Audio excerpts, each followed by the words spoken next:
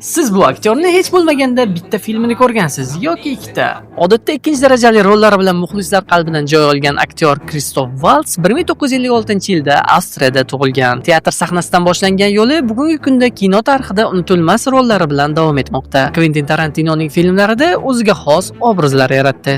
Shaxsan menga yoqqan filmlardan biri Manfur kimsalardagi Hans Landa obrazi. Sovuqqon shu bilan birga hazilga moyil obrazni yaratgan. Ozod jangoda esa Dr. Schultz obrazi aqlli va qiziqqon personaj.